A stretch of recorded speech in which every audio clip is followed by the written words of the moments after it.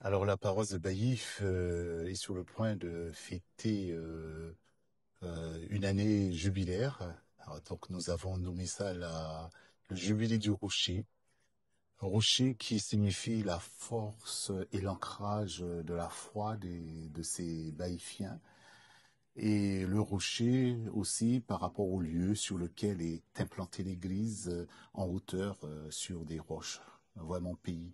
Donc double symbolique pour fêter 390 ans, 390 ans d'existence, la paroisse. Et les festivités vont démarrer le 1er août par un grand concert qui sera donné par les chorales du secteur, les chorales de Saint-Robert-Baillif à Cœur d'Homme et des chorales invitées, notamment celle de Liège. Et tout au cours de l'année, on aura des manifestations, des conférences, bien sûr des messes aussi, qui vont expliquer l'histoire de cette paroisse, parce que cette histoire a débuté avec l'arrivée des Dominicains dès 1636. C'est pour ça que nous fêtons les 390 ans de la paroisse. Et jusqu'à nos jours, euh, cette paroisse a eu des hauts, eu des bas, mais a toujours tenu bon dans l'adversité. Et donc, c'est ce que nous voulons faire, découvrir aux Baïfiens, découvrir leur histoire, comment ça n'a pas été toujours facile, toujours évident pour ceux qui étaient là de tenir un cap sur le Seigneur, on va dire. Mais nous y sommes quand même arrivés parce que nous sommes là aujourd'hui. Donc, 390 ans d'existence, 390 ans de joie, de peine. Donc, il faut faire connaître ça aux Baïfiens. À ce sujet, euh, donc, euh, cette, euh, cette manifestation va durer sur toute l'année et on va la clôturer en début au mois d'août là et on va la clôturer en août 2026 avec la fête de Saint-Dominique en 2026. Et à cet égard, nous avons, notamment moi, j'ai travaillé depuis du temps du Père Chalder qui m'avait demandé de faire un travail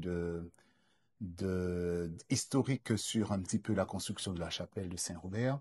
Donc ensuite, le père Gilles est arrivé, m'a demandé, mais il aimerait bien avoir quelque chose sur l'édifice, le bâtiment même de l'église. Donc à ce sujet, ça fait quelques années que j'ai travaillé sur l'histoire de cette paroisse.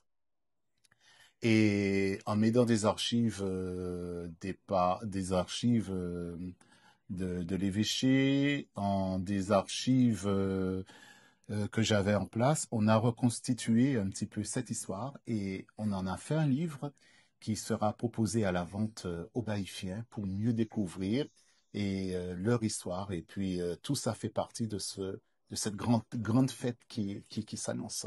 Alors, vous avez parlé de hauts et de bas, de moments difficiles au niveau de cette paroisse, au même titre Ouais. que beaucoup d'autres paroisses de Guadeloupe, mais qu'est-ce qui singularise particulièrement celle de Baïf à ce sujet? Alors, beaucoup de monde ne le savent pas, mais Baïf a été choisi dès le départ par les Dominicains pour être le centre décisionnaire. Donc, c'était Baïf, le centre de décision était à Baïf. Le préfet apostolique, c'était Baïf. Les évêques siégeaient à Baïf et non à Basse-Terre. Donc, le siège de la Compagnie des Indes aussi, qui gérait tout économiquement l'île, était à Baïf. Donc, vous vous rendez bien compte que les Dominicains représentaient une autorité et ils avaient des terres allant de la mer jusqu'à la montagne de Saint-Louis et ils avaient une force économique. Donc, quand les Anglais arrivaient et voulaient accaparer lors des guerres successives, qu'est-ce qui était visé? Ah ben, c'était les Dominicains, c'était l'Église systématiquement qui était détruite.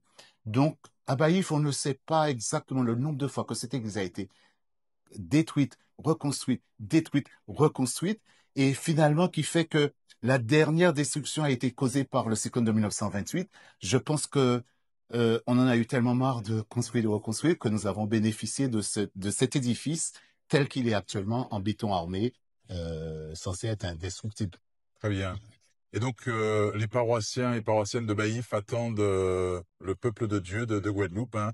On aura deux jubilés en un. On a le jubilé de l'année sainte et en fait qui va se croiser avec le jubilé de la paroisse de Baïf. Absolument. Et je pense que, comme dit le père Thierry, il va vous le dire tout à l'heure, mais effectivement, 390 ans, ça se fait, parce qu'il n'y a pas beaucoup de paroisses de cet âge-là en Guadeloupe. Très bien. Merci, merci. Ok.